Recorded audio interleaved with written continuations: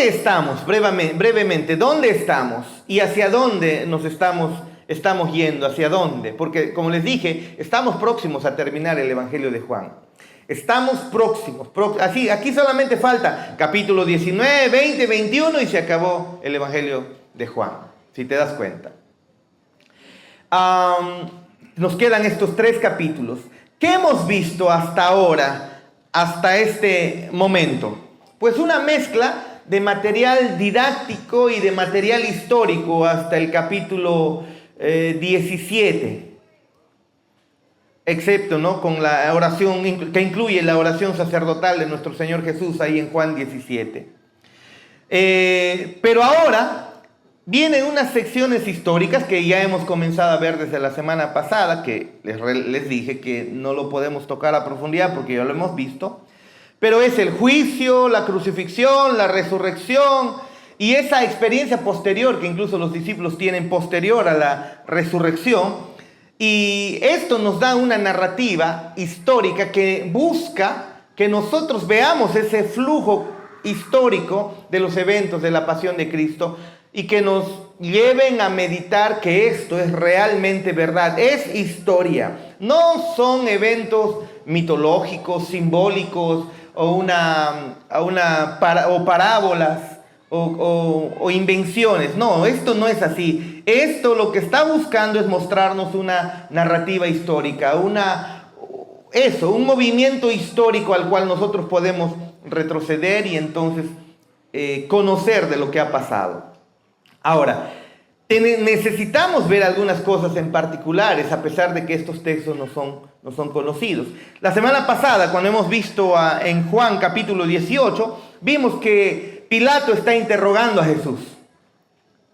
Está interrogando a Jesús y Juan nos muestra esa inconsistencia que está mostrando Pilatos cuando entra y sale repetidamente, ¿se acuerdan?, de su casa para tratar el tema de Jesús.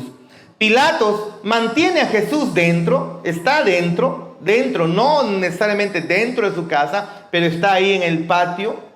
Él está adentro, pero al final está arrestado. Pero ese dentro al cual se refiere, no se refiere justamente a la casa principal, a la casa adentro, como les digo, sino a ese patio al que tenían todas las casas de estos funcionarios muy importantes. A pesar de que Jesús está dentro de sus aposentos, de su casa, llamémosle, con la salvedad de la explicación de que no está propiamente dicho dentro de casa, sino en el patio, pero en su casa, llamemos así. A pesar de eso, que Jesús está dentro, Pilato prefería manejar los asuntos lejos de la vista pública. Eso lo estamos viendo, por eso lo tiene dentro. Pero estas autoridades judías, estos que acaban de traer a Jesús ante Pilatos, ellos, aunque están dentro de la casa de Pilato, no están dentro de la casa de Pilato. Creo que ya eso se entiende, ¿no? ¿O falta un poquito? Ya está, ya, claro, ¿no? Es decir, usted tiene una casa. Hay un patio, generalmente a veces hay un patio grande. Bueno, pues forma parte de tu propiedad. Jesús está en el patio, pero no está dentro de la casa. Está en el patio, pero tampoco está afuera de manera pública. Los judíos, líderes religiosos, están dentro de la casa de Pilato, pero no están dentro de la casa en el sentido de la casa principal, donde hay una sala, están los cuartos, el comedor, la cocina, el lugar íntimo. Están todavía en el patio. Estas autoridades judías están permaneciendo afuera, en el patio, en el atrio, porque no quieren contaminarse. Recuerden por qué. La Pascua está pronto, y entonces si es que ellos entraban a la casa de un gentil, así se le conocía a aquel que no era judío, a la casa de un gentil, a la casa de un incrédulo, diríamos, ocurría que ceremonialmente ellos quedaban impuros, y aunque había toda una ceremonia para que recuperen su pureza, eso tomaba tiempo. La Pascua estaba pronto. Tenían ellos que ofrecer esta Pascua, esta fiesta de la Pascua la tenían que celebrar, y ellos no querían contaminarse antes de esa Pascua. Así que el texto nos deja ver que Pilato tiene a Jesús en su patio, así que sale de su casa, pero luego entra y sale, entra y sale. Y en ese contexto es que Pilato le va a preguntar a Jesús si él verdaderamente es rey, porque esa es la acusación que le están trayendo, en contra de Jesús. Si es que él es rey, esa acusación, si es que Jesús decía, sí, yo soy rey, entonces eso iba en contra, era tomado como un acto de levantamiento revolucionario en contra del rey que ya estaba puesto. El Imperio Romano no iba a permitir eso y entonces estaría firmando su sentencia de muerte todo aquel que se declare rey, habiendo ya rey bajo el Imperio Romano. Entonces, entra, sale y le pregunta a Jesús si es rey. Jesús responde que vino al mundo para dar testimonio de la verdad. Entonces Pilato le dice esta famosísima frase, ¿no? En el versículo 37. Le dijo entonces Pilato, ¿luego eres tú rey? Respondió Jesús, tú dices que yo soy rey. Yo para esto he nacido y para esto he venido al mundo, para dar testimonio a la verdad. Todo aquel que es de la verdad oye mi voz. Le dijo Pilato, ¿qué es la verdad? Famosísima frase, ¿no? Ahora, en este punto tenemos que darnos cuenta algo. La guerra contra Dios, al final de cuentas, es una guerra contra la verdad. Eso tiene que quedar bien sentado en nuestras cabecitas. Así fue desde el principio, cuando Satanás introdujo el pecado engañando a la mujer y luego la mujer motivando el pecado en su esposo. Satanás lo único que hizo fue eso, distorsionar la verdad, cambiar la verdad. Es una locura pensar que Satanás, la manera de accionar de Satanás, yo voy a repetir esto que lo he dicho muchas veces, pero como siempre estamos homogenizando para todos la doctrina, la información, la Biblia, la enseñanza de las Escrituras, pero seguramente muchos van a recordar esto que he dicho. Me parece ridículo, me parece increíble, me parece tonto, ingenuo pensar que Satanás, el accionar de Satanás, del rey de la maldad, del padre de la maldad, sea a través de traer demonios a tu casa cuando apagas la luz. ¿Cuántos tienen miedo al apagar la luz? A ver. ¿Tienen miedo todavía cuando apagan la luz? Yo creo que algunos apagan la luz, viene el cuco y lo prende, ¿no?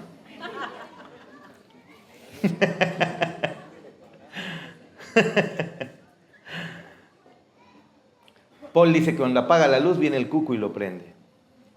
Hermanos,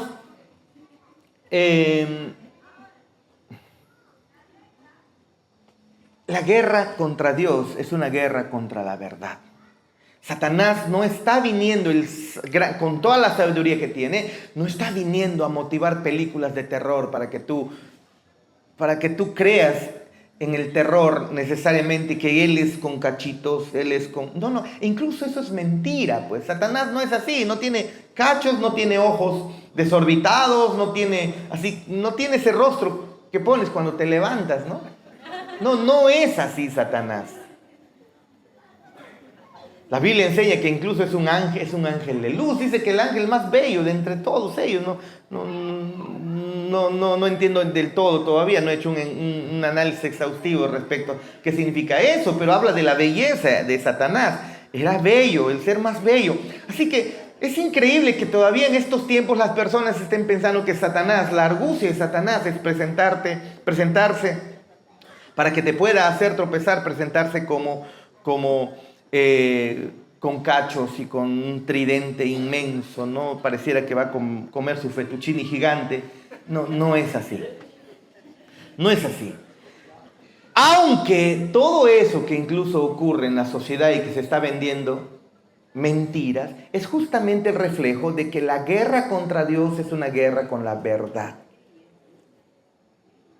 Es una guerra contra la verdad. Pilato es evasivo aquí.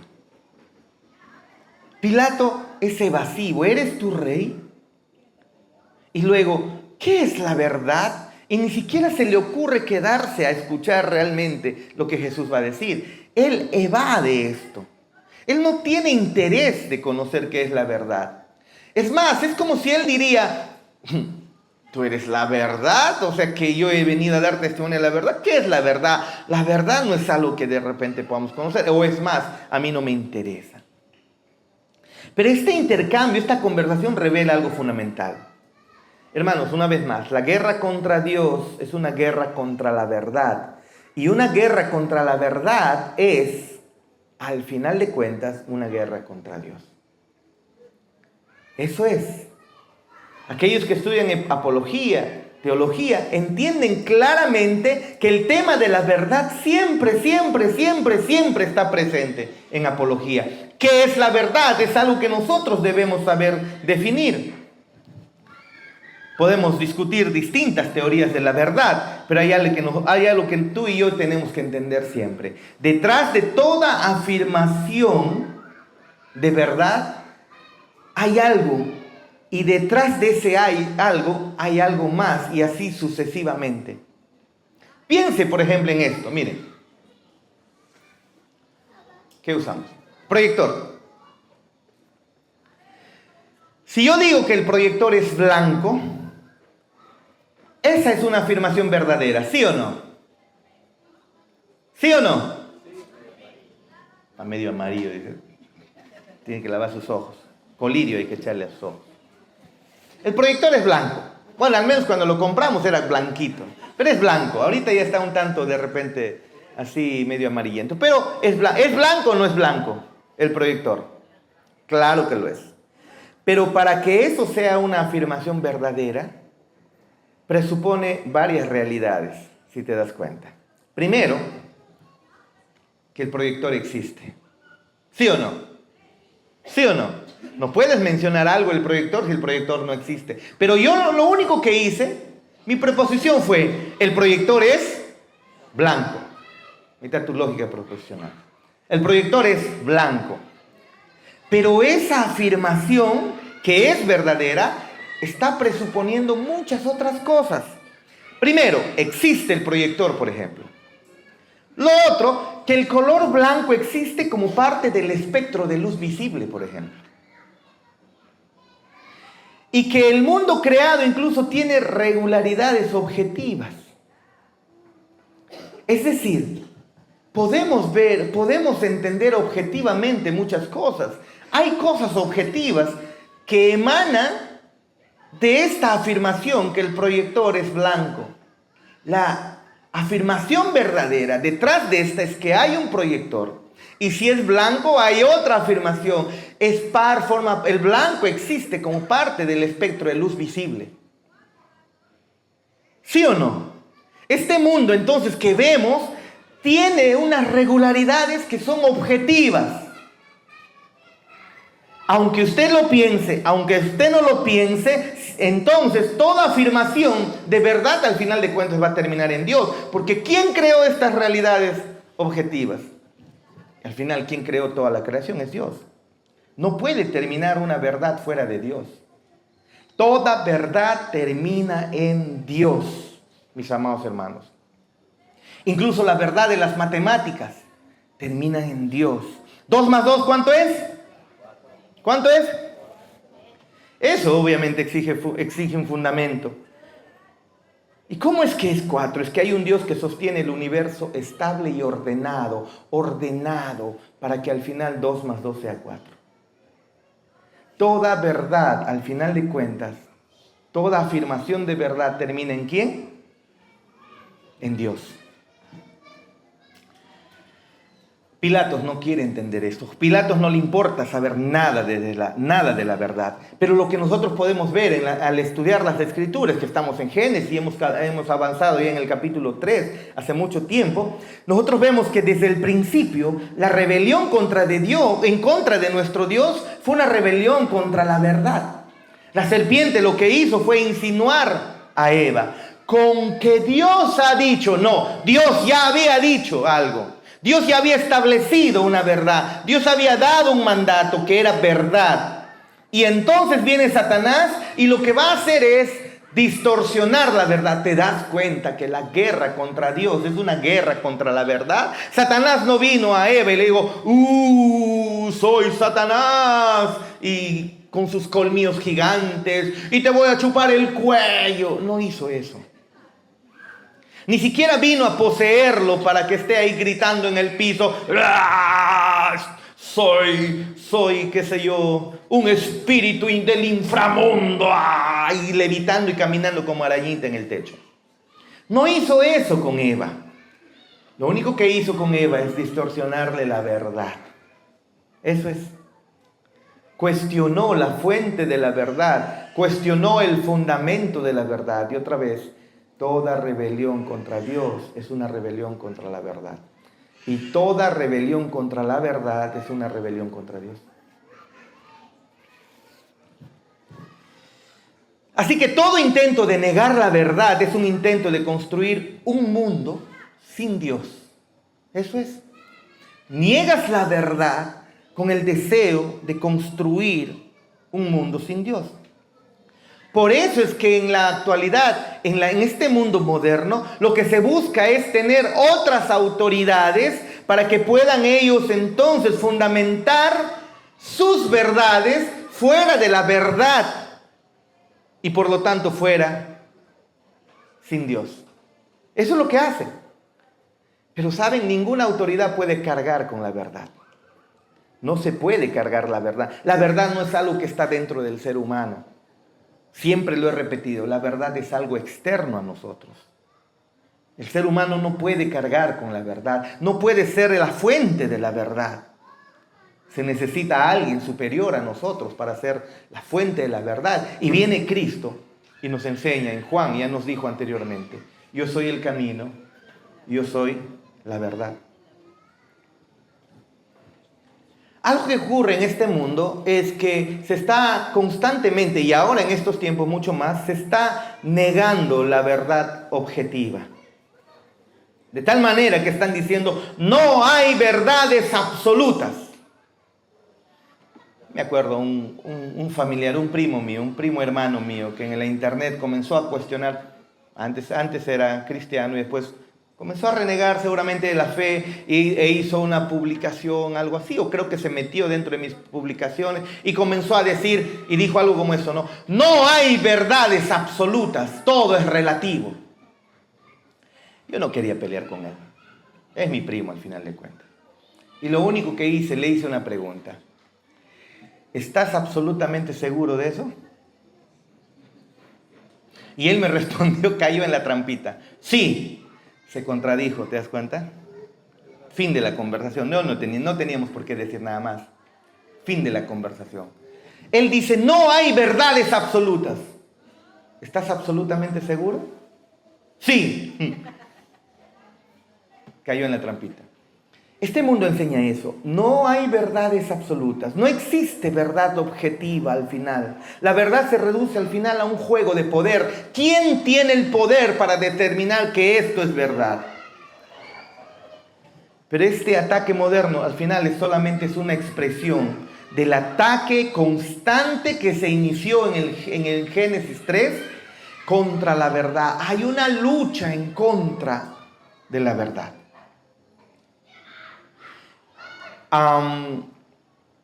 Hay algo que es, por ejemplo, en lógica y razón, nosotros encontramos que una contradicción nunca puede ser verdadera. Los que han estudiado matemáticas se dan cuenta de eso. ¿Una contradicción puede ser verdadera, Joshua? No puede ser verdadera. Ahora, ¿por qué esto es cierto? Miren, esto es cierto, una contradicción no puede ser verdadera. ¿Por qué? Porque presupone leyes lógicas universales. La ley de la identidad, la ley de la no contradicción, los que han estudiado un poco de matemáticas, el tercio excluido, si se acuerdan. Todo esto son leyes lógicas universales. Nadie puede negar estas cosas. Por lo tanto, cuando decimos que una contradicción no puede ser verdadera, nosotros la aceptamos como verdad. No hay nadie en el planeta, en el universo, que pueda decir que esto sea una mentira. Nosotros lo aceptamos como verdad. Pero al final de cuentas, esas leyes universales, ¿de dónde es que están proveniendo? No son leyes materiales, no es materia. pero no están cambiando también. Estas leyes no están dependiendo de la cultura. Estas leyes lo que nos muestran es que son normativas. Nos dicen cómo debemos razonar, pero al final solo pueden descansar estas leyes en una mente absoluta, en una mente racional, en una mente eterna. ¿A quién me refiero? Toda verdad al final termina en... Toda afirmación de verdad al final tiene su fin en Dios. ¿A cuánto hierve el agua? ¿Eso es una realidad objetiva o subjetiva? Bueno, creo que también depende de la presión atmosférica y dónde te encuentras, ¿no? Creo que algo sí. Pero al final, de manera general, ¿a cuánto hierve el agua? Al nivel del mar, ahí, con eso sí ya no me vas a decir cuánto hierve en Cerro de Pasto, cuánto hierve en Tingo María. A nivel del mar. A una atmósfera, 760 milímetros de mercurio, creo que así es, ¿no? ¿A cuánto hierve el agua? A 100 grados centígrados. Ahora, si tú te das cuenta, eso asume que hay una uniformidad en la naturaleza. Hay una causalidad. ¿Por qué es que el agua está hirviendo? Hay una causalidad. Y eso nos habla de que el universo es regular. A nivel del mar está ocurriendo esto, que el agua hierve a 100 grados centígrados.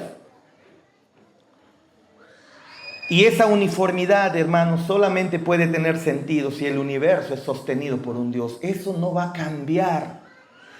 A nivel del mar, el agua va a hervir a 100 grados centígrados. Eso no cambia, eso no está cambiando. Esa uniformidad que tenemos en la naturaleza solamente puede explicarse cuando entendemos que este universo es sostenido por un Dios fiel y ordenado. Ese orden que encontramos en el universo solamente puede ser explicado con una mente ordenada, una mente que lo sostiene, quien es fiel. Una vez más, la verdad está terminando ¿en quién? No en un laboratorio, si te das cuenta. Está terminando en Dios. A ver, otro ejemplo. Si yo digo, torturar a un niño por placer es moralmente malo, ¿cuántos dicen amén? Torturar a un niño por placer es moralmente malo. ¿Cuántos están de acuerdo conmigo? ¿Cuántos dicen amén entonces? ¿Por qué tienen miedo, hermanos? Te voy a hablar en chino, creo. Torturar a un niño por placer es moralmente malo, ¿sí o no? Sí. Porque, miren, yo no estoy afirmando que torturar a un niño por placer no me gusta. No estoy diciendo eso. Estoy diciendo que torturar a un niño por placer es malo. Es objetivamente malo. ¿Y de dónde proviene esa obligación moral objetiva? Mire, estamos entrando a la moralidad. ¿De dónde viene? No viene de la biología, por si acaso. No viene de la materia. No viene ni siquiera del consenso social. Aunque tú vayas y preguntes en todas las culturas que existan, a ver si por gusto, porque te da la regalada gana, por placer, maltratar a un niño es malo. Anda, pregunta en todas las culturas, todos te van a decir que es malo. Es muy diferente que a alguien le guste. Le puede gustar hacer eso, pero todavía sigue siendo malo. ¿De dónde proviene esa obligación moral objetiva? ¿De quién? No de la evolución. Para que tengamos una moral objetiva se requiere un legislador moral trascendente. Y otra vez la moral termina en Dios. Toda verdad, podemos seguir y seguir y seguir, hermanos. La verdad siempre termina en Dios. Por lo tanto, usted necesita entender eso para ver cómo es que este mundo está en guerra en contra de la verdad. John MacArthur tiene un libro. Incluso le recomendé a Yada que lo lea en esta semana, la semana pasada. ¿Cómo se llama? No está Yada. Verdad en guerra. Sería muy bueno, especialmente los que les gusta la apología, poder leer ese libro. Pero necesitamos entender eso, que este mundo está en contra de Dios, en contra de la verdad. en contra de la verdad, al estar en contra de la verdad, al final de cuentas va a estar en contra de Dios. Juan 18:38 salió otra vez a los judíos y les dijo: yo no hallo en él ningún delito. ¿Queréis pues que os suelte al rey de los judíos? Entonces todos dieron voces de nuevo diciendo: no a este, sino a Barrabás. Y Barrabás, ¿qué era? ¿Qué ironía encontramos aquí? Se les va a ofrecer al rey de los judíos. Se les ofrece al rey de los judíos y ellos exigen a un ladrón. Con tal de deshacerse de Jesús, están dispuestos a traicionarlo todo. Pero nota tú, en ningún momento Pilatos desea conocer qué es la verdad. Para nada. Bueno, si avanzamos, versículo Juan 19. Así que entonces tomó Pilato a Jesús y le azotó, y los soldados entretejieron una corona de espinas y la pusieron sobre su cabeza y le vistieron con un manto de púrpura. Y le decían: salve, rey de los judíos. Y le daban, ¿qué hacían? Bofetadas. Están haciendo escarnio contra nuestro Señor Jesús. Eso no es algo que podamos pasarlo por alto. Es parte del cumplimiento de las Escrituras. Ya desde el Antiguo Testamento estaba revelado que el Mesías, quien había dicho que es la verdad, quien la verdad encarnada está presente ahí, ahora es burlado. El rey del universo es presentado como un objeto de burla, de escarnio. Para avanzar en el versículo 10 dice: entonces le dijo Pilato: ¿a mí no me hablas? ¿No sabes que tengo autoridad para crucificarte y que tengo autoridad para soltarte? Respondió Jesús: ninguna autoridad tendrías contra mí si no te fuese dada de arriba. Por tanto, el que a ti me ha entregado, mayor pecado tiene. Jesús está dejando bien claro aquí que la autoridad de Pilato no es absoluta. Pilato está teniendo una autoridad prestada nada más. Todo esto es verdad. Pilato es responsable, pero hay una culpa mayor sobre quienes con mayor luz están entregando al Mesías, incluyendo Judas Iscariote.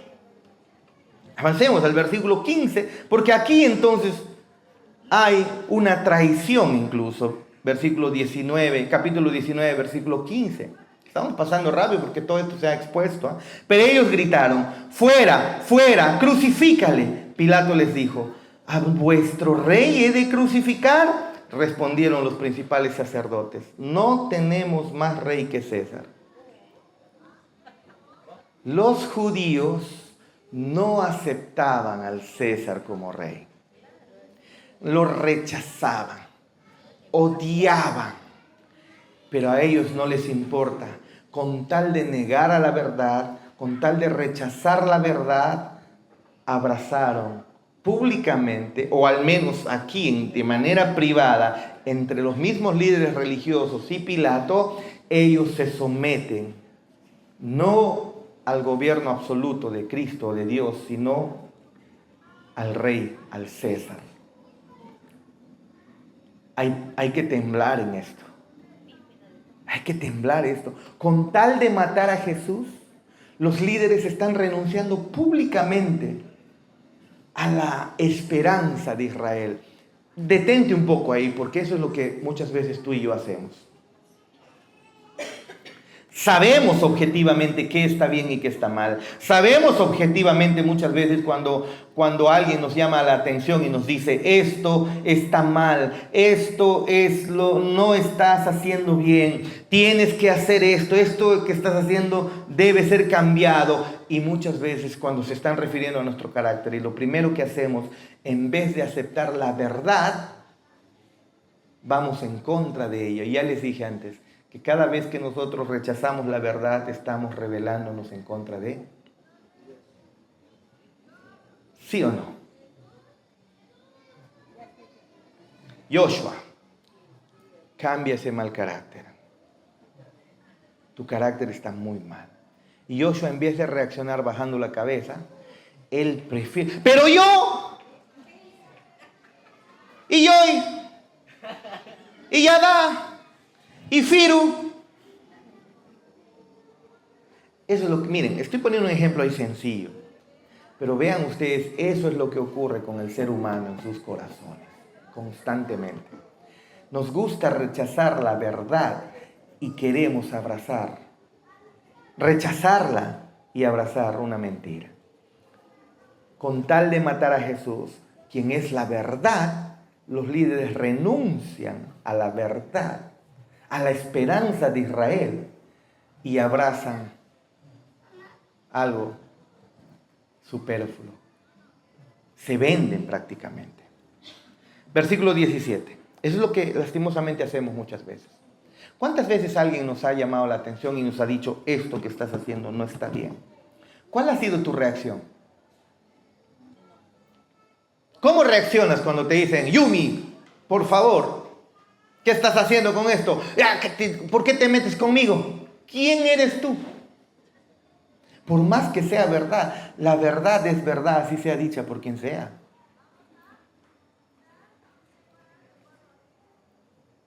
Versículo 19.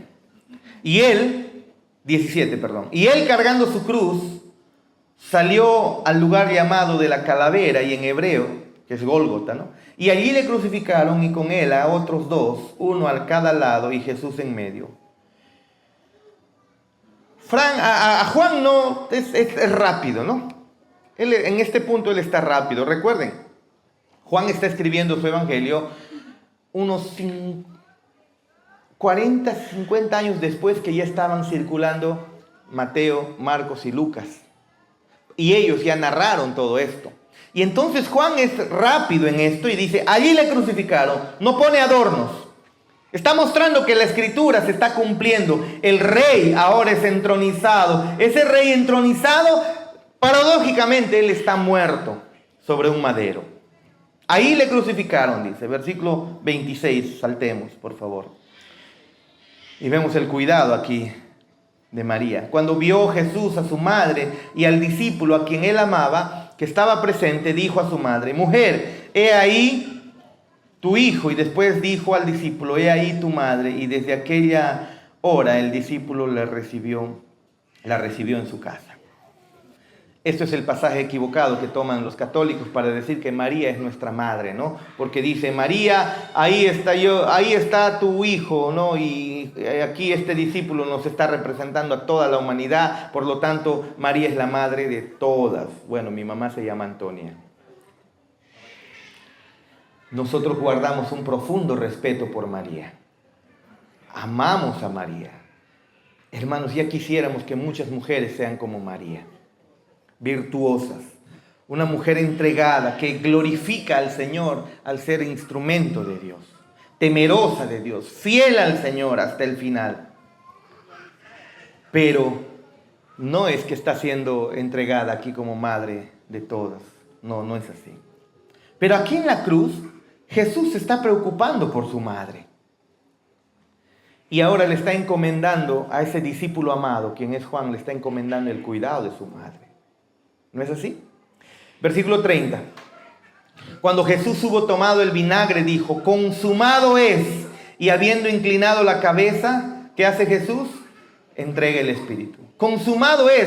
Él no está derrotado. No es que no está diciendo me han vencido. No. Es el cumplimiento de lo que ya ha sido profetizado y Él ha terminado su obra. Esa obra de expiación llega a su término. Él ha derramado su sangre, Él ha pagado el precio por nuestros pecados y Él en medio de su agonía y su dolor, Él dice, consumado es. Pero hay cosas interesantes todavía aquí en el versículo 33. Mas cuando llegaron a Jesús, como le vieron ya muerto, los soldados, porque se había dado la orden que como llegaba la Pascua, tenían que apresurar la muerte, porque los que estaban crucificados podían quedar incluso hasta más de una semana colgados en agonía. Porque recuerden, los clavos no estaban tocando partes vitales, se atravesaban entre las muñecas, en los pies y quedaban colgados, también amarrados, pero colgados ahí en un madero. No te mueres rápido de esa manera. No te mueres, a no ser que no soportes el dolor y ¡ay, me muero con el dolor! Y te mueres. Pero no te morías rápido. Podías demorar una semana y morías por el cansancio, por la falta de respiración, por los azotes que te han dado, por las heridas, las infecciones, la fiebre seguramente debido a las infecciones, por la falta de alimento, por la sed y todo ello, te debilitabas y morías. Pero Jesús lo habían crucificado recién. Entonces se envían para que, como ya está llegando la Pascua y ya para que todo acabe rápido, envían a soldados para que aseguren su muerte. ¿Ve? Mas cuando llegaron a Jesús, como le vieron ya muerto, Jesús ya había muerto debido a toda la paliza que había recibido, no le quebraron las piernas porque eso era lo común que se hacía. Le quebraban las piernas porque con las piernas todavía ellos se sostenían sobre los clavos ahí para poder levantar y respirar. Se sostenían sobre sus pies, pero cuando les quebraban la pierna ya no había para sostenerse y entonces quedaban colgados y así morían por asfixia mucho más rápido. Pero a Jesús no le quebraron las piernas. ¿Y por qué es fundamental eso? Dice el texto, pero uno de los soldados le abrió el costado con una lanza y al instante salió sangre y agua. Recuerden ustedes en Éxodo 12:46, cuando se da la orden de comer la Pascua. La orden era, dicen 12:46, se comerá en una casa la Pascua, que era un cordero que se sacrificaba, toda la sangre era rociada en el dintel de la puerta, y no llevarás de aquella carne fuera de ella. Tenías que comer toda la carne con tu familia y en tu casa antes de salir. Y luego dice, a ese cordero no tenías que quebrarle su hueso. Interesante, porque a Jesús estuvieron a punto de quebrarle su hueso, sus piernas, y no le quebraron, cumpliéndose. Juan insiste en este testimonio ocular para que vosotros también creáis, nos dice más adelante. Y Juan nos está conectando la Pascua con ese cordero sin hueso quebrado. Está mostrándonos que ese cordero pascual es el mismo que está siendo sacrificado ahora. No es el mismo en el sentido que era en el Antiguo Testamento el mismo, ¿no? En carne y hueso, sino que el cordero pascual representaba a Cristo y ahora Dios había enviado a su cordero, aquel que al morir en la cruz y derramando su sangre por los pecados de los suyos, el Padre perdonaría los pecados de todos aquellos que son suyos. Y Juan nos está mostrando ese cumplimiento. Versículo 38. Luego lo van a sepultar. José de Arimatea, que era discípulo de Jesús, pero secretamente por miedo de los judíos, rogó a Pilato que le permitiese llevarse el cuerpo de Jesús y Pilato se lo concedió. También Nicodemo, ¿no? Más adelante dice, vino trayendo un compuesto de mirra y de aloes, como 100 libras. Esta sepultura, al final, es una afirmación comunitaria de la muerte. ¿Por qué? Porque si el relato terminara aquí, no estaríamos nosotros reunidos con gozo cada domingo. No nos reuniríamos con gozo cada domingo. Pero para que haya salvación, era necesario que Cristo muriera por nuestros pecados y sea sepultado como ya en Jonás se nos había anunciado. Y que Él muera por nuestros pecados, luego de su sepultura, Él resucite. Esta información era necesaria para que nosotros podamos reunirnos como comunidad a celebrar la muerte de nuestro Cristo, pero luego también a celebrar la muerte en el sentido de que Él fue el sustituto por nuestros pecados, pero también a celebrar su resurrección, con el cual sabemos que su victoria es nuestra victoria. Mira lo que dice Romanos 3:25. A quien Dios, hablando de Cristo, puso como propiciación por medio de la fe en su sangre para manifestar su justicia a causa de haber pasado por alto en su paciencia los pecados pasados. Cristo propició por medio de la fe, Dios lo puso como propiciación por medio de la fe en su sangre derramada para que su justicia al final sea vindicada y todos aquellos que creemos en Él, nuestros pecados son pasados por alto. Su paciencia ahora se convierte en paciencia infinita y todos nuestros pecados perdonados. Observa esto. Rechazar a Cristo no solamente es rechazar una doctrina.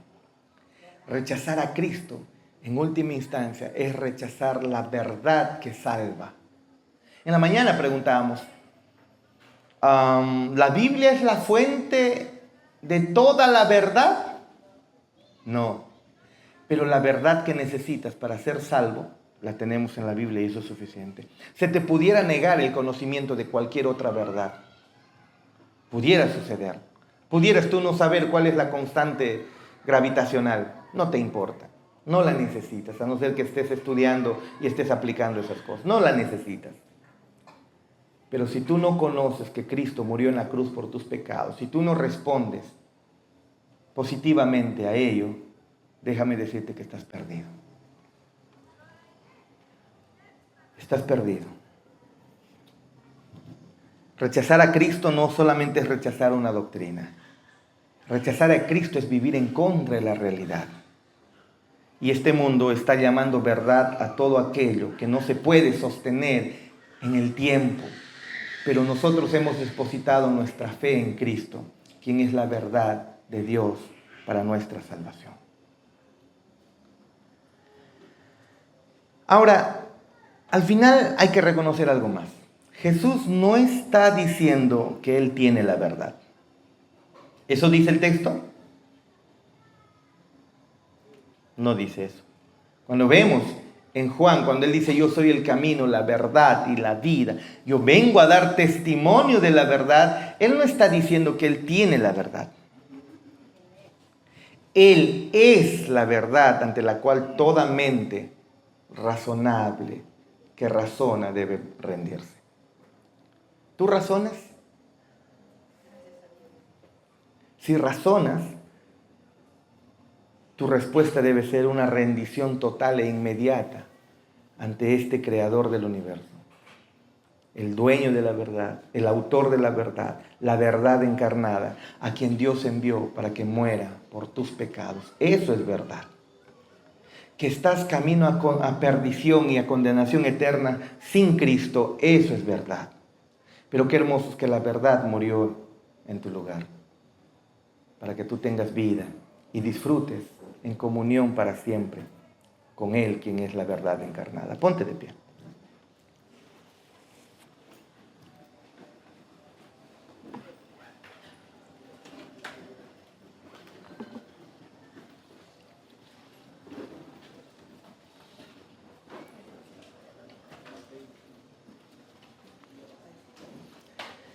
Notemos esto al finalizar. Toda afirmación de verdad presupone un orden, presupone racionalidad, presupone significado y presupone normatividad.